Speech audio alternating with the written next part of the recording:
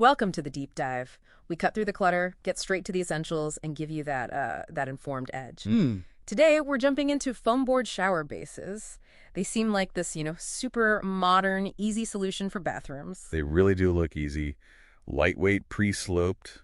Companies like Schluter-Curdy, Weedy, they've changed the game compared to old mortar pans. But there's a catch, right? Something important hiding under the surface. Absolutely. The big misunderstanding is waterproofing.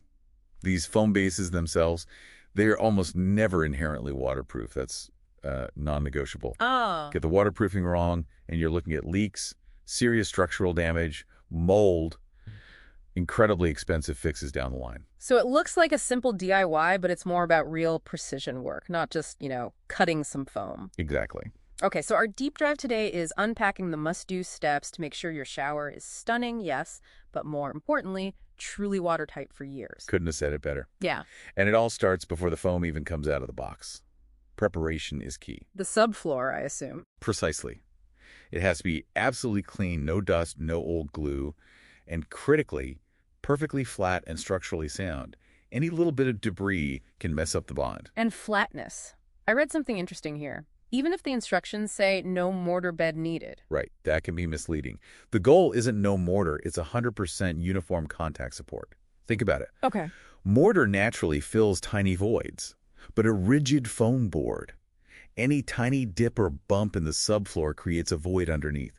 That's a stress point. Ah, so walking on it, the weight of the tile. Exactly. Eventually crack. So you Yeah. might need self-leveling compound, maybe some shims, sometimes even a thin layer of thin-set mortar just to get that perfect solid contact everywhere. No hidden gaps. Makes sense. What about the plumbing? Also critical to get right before the base goes in. The waste pipe needs to be exactly where the drain needs it and at the right height. Usually something like 1 3/4 inches above the subfloor for a standard drain opening. Fixing that later sounds like a nightmare. Oh, it is. And check local codes, too. Some places actually require an inspection before you tile, like a pan test. And always check the base itself for shipping damage.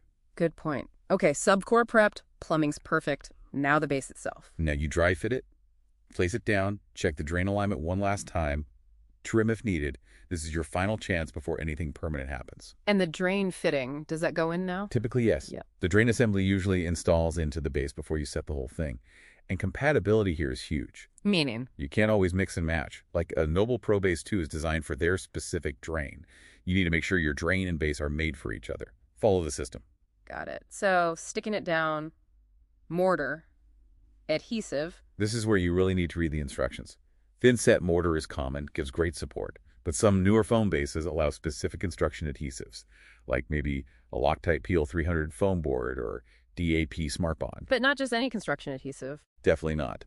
The wrong kind, especially solvent-based ones, can literally chemically attack the foam, burn right through it.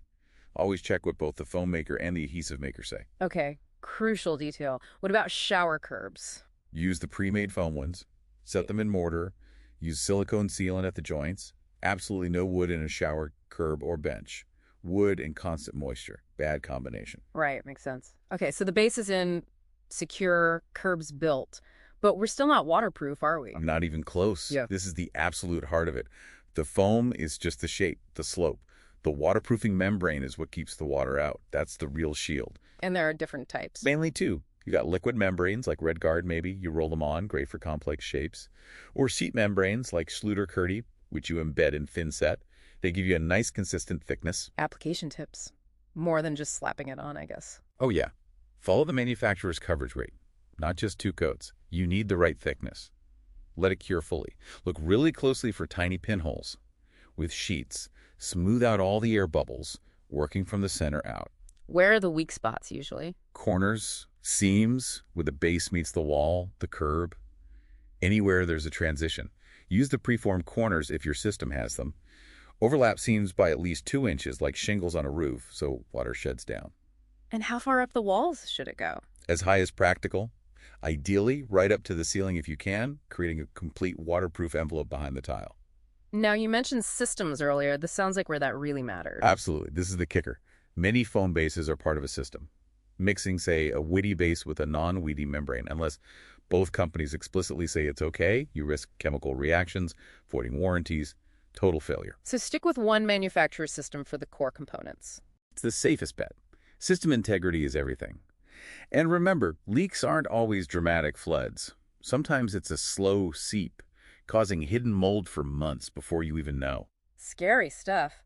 How do you know for sure it's sealed before tiling? The flood test. It's non-negotiable.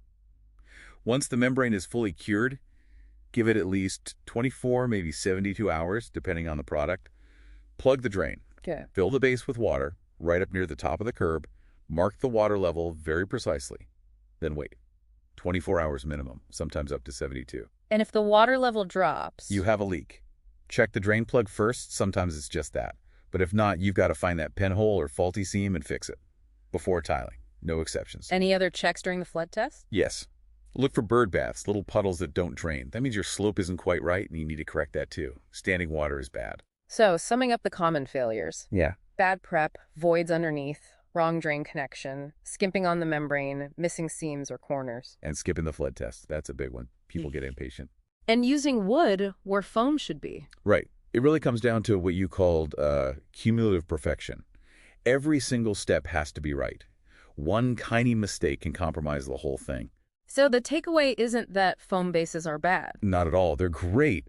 The ease of handling the foam is a real advantage. But doesn't mean you can cut corners on the critical stuff, especially that waterproofing layer. The attention to detail has to be, frankly, professional level. So always read the instructions for every product. Follow the system, check your codes. And do the flood test. The peace of mind is worth the wait. Absolutely. You know, this whole process, it's a good reminder, isn't it? Whether it's a shower base or some other complex project, understanding those hidden details, the things that aren't obvious at first glance, and committing to getting them right.